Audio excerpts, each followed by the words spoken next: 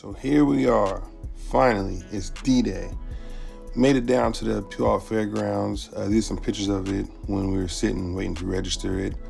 And man, I ain't gonna lie, I was nervous. I didn't have any miles on this car. Basically just yard drove it around.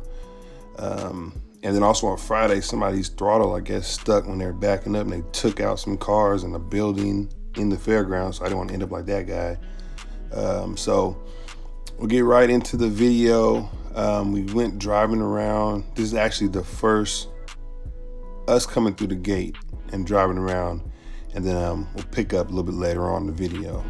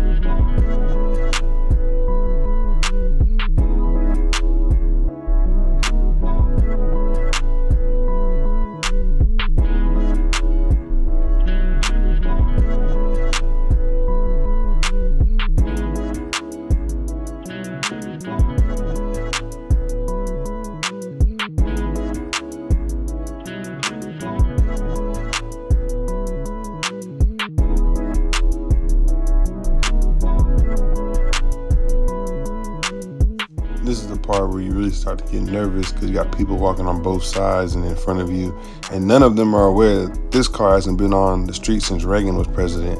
So they're just rolling, walking, minding their business, I guess, not minding mine.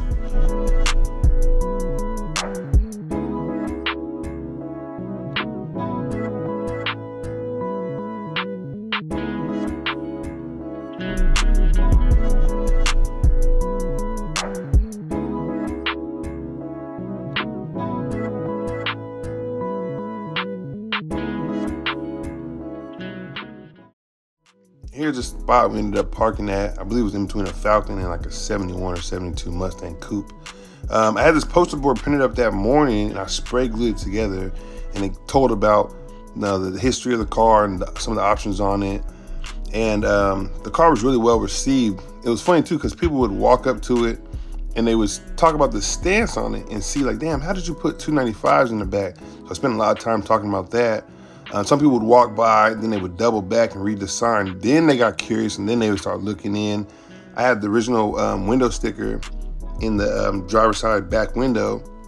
People would read it and then look for all the options on there.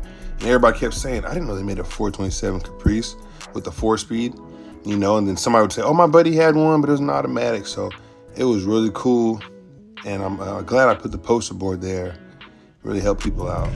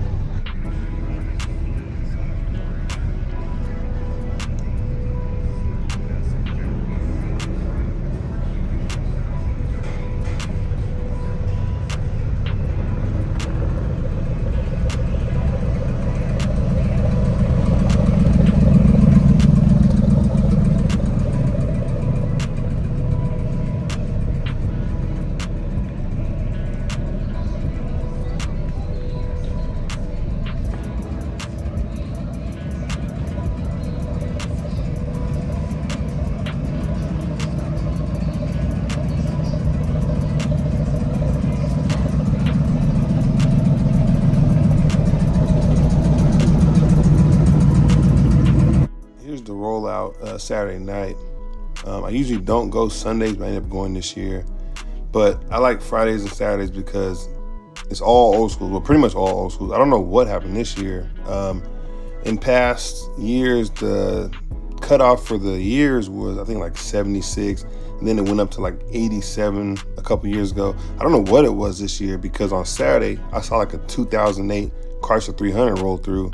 I feel like they do need to have a cutoff, and in my opinion, the cutoff should be like late 80s, maybe 1990s at the most, because, you know, after a while, you're going to start having like 93, 94, 96 Camrys in there. Then it goes from, you know, a classic car show to just like a used car lot. You know, we have a Jetta right there. So, and this is Saturday. So I don't know what was going on Saturday. But I like it better when it's all old cars. And then Sunday is usually the day when it opens up to everything, which is why I usually don't go, because I don't want to see your Hellcat when I can see a Hellcat at the dealership. So there we have it. Good Guys 2025. It was a journey, but we made it. And we were out in these streets. Well, we were in the fairground, but I can't believe it's sitting here idling.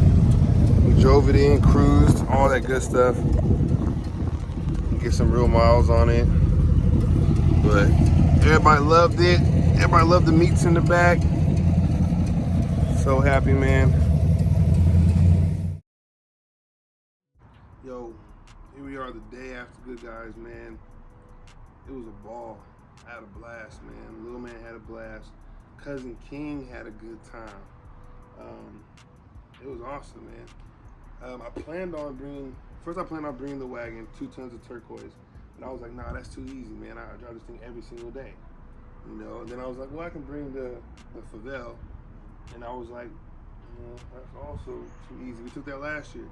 So I was like, let me get the Caprice going, see if I can bust it out in a month and get it there, and then go from there. So I'm glad I made a decision. Had lots of help in clutch times. Cousin King came through big time. My boy Eric came through big time. Yeah, man, it was a good time. It was a great time. It didn't overheat or nothing, man. It ran great. You know, once I got it dialed in off the trailer, it was good to go. And we drove around. We drove into Good Guys. Drove around inside like 15 minutes. I had no miles on the car, you know, just, you know, yard driving really. So went around inside there, set it up. Everybody loved it. It was a hit, but it couldn't have been a better weekend, man. I went Saturday, I went Sunday. I met so many people, so many new people. I ran into, you know, old car friends and stuff. It was beautiful. It was absolutely beautiful. It's amazing. I never know where these videos are gonna land, you know. So the internet is such a powerful tool, you know, for good or bad. So it was just amazing the people I met who, you know, follow my channel on whatever socials it may be. It was cool talking to people. I didn't do as much filming of other cars and pictures of other cars as I would normally would have in years past, because I was just talking to so many people, you know, which is great, which means the channel is growing, people dig what we're doing, so I ain't mad at that at all. But I had an absolute blast. The Caprice was fun to drive. I need to adjust the clutch a little bit, but yeah, it was fun, man. I'm so excited about that car. I'm so excited of what's going on here in the near future and what'll be going on a year from now. So I got big things, big changes happening around here. I have a big update for you guys, and we'll hear soon, and then also something big in February. So I'm really excited. You know, to be out here living my dream, really. So it's cool to see people a reflection of that. But yeah, Good Guys was amazing. The next big show for me, I probably won't be bringing the car there, but the next show I'd never miss is McCacken Muscle Car Corvette Nationals over in Rosemont, Chicago area, which is like Thanksgiving. It's like the 3rd week of November, so definitely be there for that. That's another show I do not miss. But nah, Good Guys was amazing. Yeah, I had a great time, man. I couldn't believe it. You know, I had to done nothing but yard drive that car, and then late nights at the yard, getting it together. Late nights at my boy Eric's house, late nights here at the shop, getting it together, and for it just to, it was fun, man. The stance on that Caprice is money. You know, I got so many compliments about it. You know, people that are really into the full size, like Impalas and Caprices, they couldn't. There was something about it just looked so good the way it was sitting. You know, and I was like, I got 1510s on 295s in the back, 15.8s on 255s in the front, and it just sits perfectly, man. Honestly, I'm not a huge rally fan. You know, I'm a Steelers fan, but I feel like that Caprice needed to have rallies. But the only way I was gonna run rallies is if I could put 1510s in the back and 15.8s up front. You know, and people said, "Oh, he's not gonna work. It's gonna rub." I made it work, so don't listen to them. But yeah, so I'm actually gonna pull the Chevelle out right now and go for a cruise by myself. But I just wanted to, you know, thank you guys for watching, supporting the channel. You know, it's free to support. You know, it's free to support.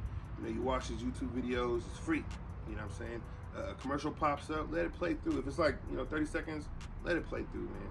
You know, put it on mute, go get something to drink, come back. You know, that makes it possible for us to, you know, do what we do.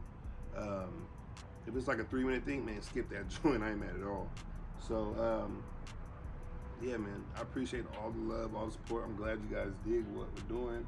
I'm glad that you dig, you know, the old relics that I'm working on or come across and stuff. Because most of the world, I believe, like, I feel like 95% of the world doesn't care about cars in any shape, form, or fashion. And even less of that 5% that do care about cars care about classic cars. So, we're a small community. It's a niche community when we really think about it. You know what I'm saying? So I appreciate it all. That's why I always make time when I, you know, if somebody sees me out and is like, "Hey, Desi," you know, I make time to talk, because in the car area, like when I go to car shows, you know, people might know me there.